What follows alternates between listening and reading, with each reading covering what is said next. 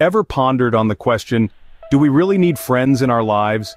It's a thought that might have crossed your mind, perhaps in moments of solitude or when facing the challenges of life.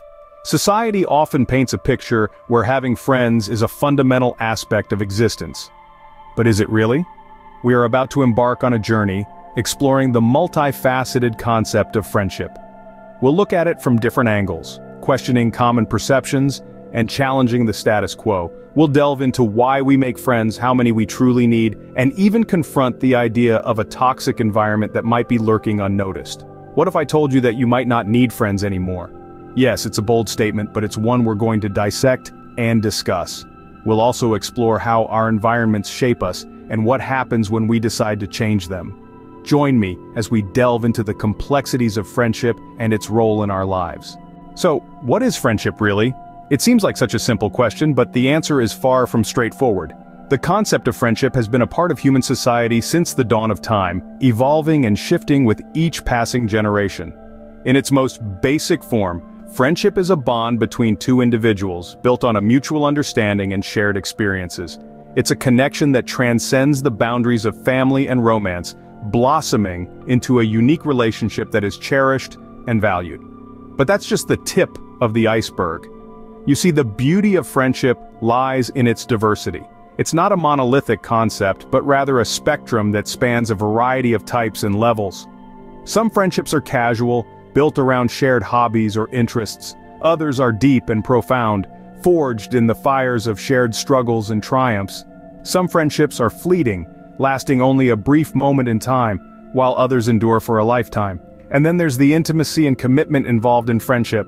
For some, a friend is someone you see once a week for a coffee catch-up. For others, a friend is someone you can call at 2 in the morning when you're feeling down. The level of intimacy and commitment in a friendship can vary greatly, and it's these variations that make each friendship unique.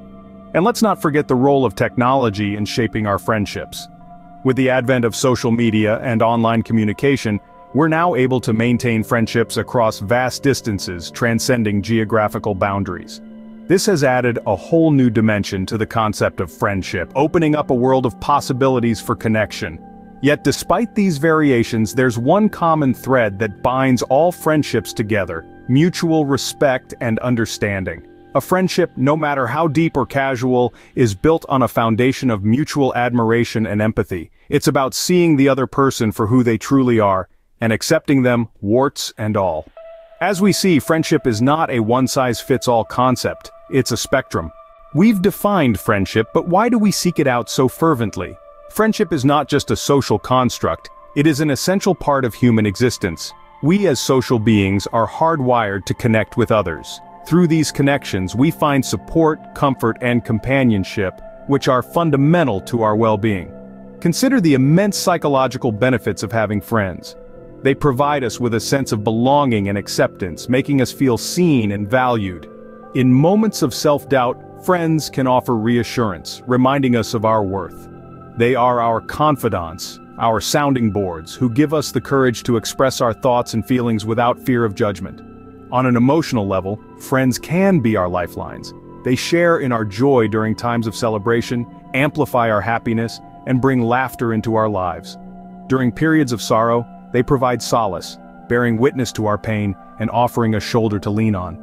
Friends can help us navigate the stormy seas of life, keeping us afloat when we feel like we're drowning.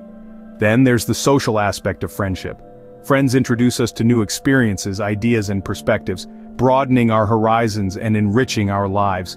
They challenge us, inspire us, and push us out of our comfort zones, leading to personal growth and development. Friendship also promotes a sense of mutual respect and empathy.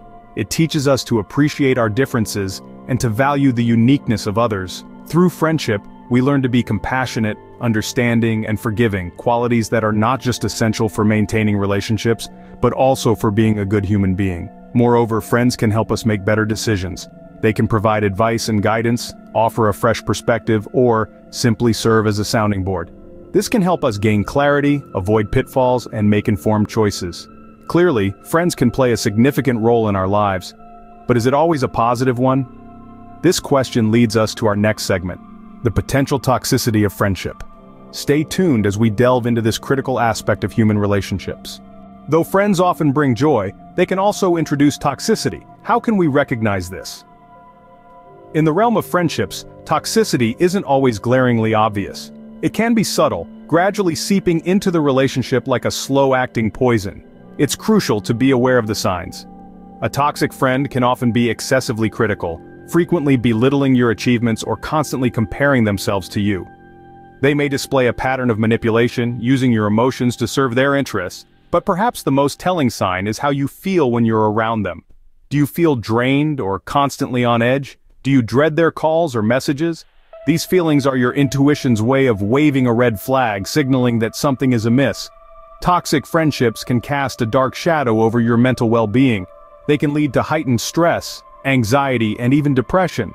You might find yourself constantly second-guessing your actions or doubting your worth. It's akin to carrying a heavy burden, one that weighs you down and prevents you from reaching your full potential. But it's not just your mental health that suffers. Toxic friendships can also affect your physical health.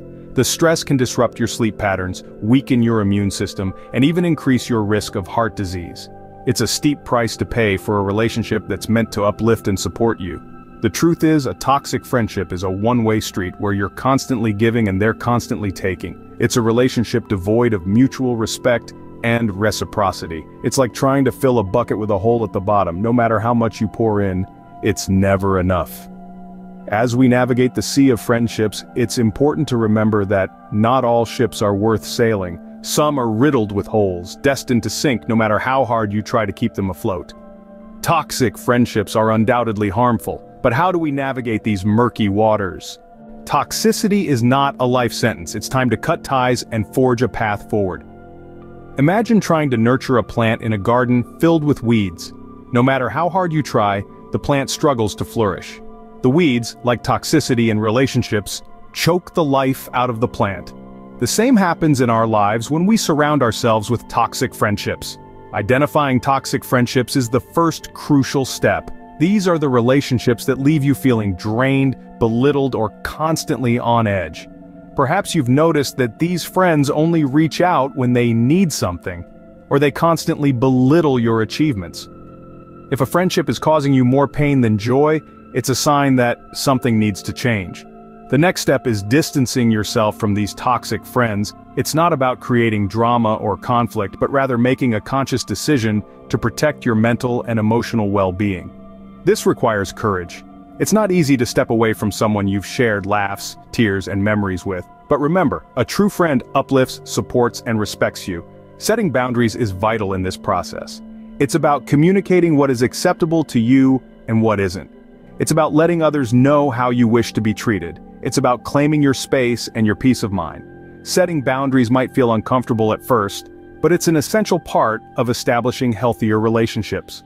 Lastly, remember that it's okay to prioritize your mental health. We often hold on to toxic friendships out of fear of being alone or out of loyalty. But at the end of the day, your mental health is paramount. You owe it to yourself to surround yourself with positivity and people who truly care for your well-being. Cutting ties can be tough, but the rewards are immense. You'll find that as you remove the weeds from your garden, your plant, that is your life, begins to flourish. You'll find more peace, more joy, and more room for growth. And in this newfound space, there's room for healthier, more fulfilling friendships to bloom. So what happens if we find ourselves without friends? It's a daunting question, but not an impossible scenario. Living without friends doesn't equate to a life devoid of fulfillment or happiness. In fact, it can open a gateway to profound self-reliance and self-improvement. Without external influences, you have the opportunity to truly understand yourself, uncover your passions, strengths, and weaknesses. It's a chance to cultivate inner peace and discover what truly makes you happy. You become the artist of your own life, painting your existence with colors that resonate with you and you alone. This isn't to say that friendships don't hold value, they certainly do. But in their absence, we shouldn't feel lost or incomplete. Instead, we can embrace the solitude, using it as a tool for personal growth and self-discovery. The journey of life is personal, and sometimes walking alone can lead to the most profound discoveries.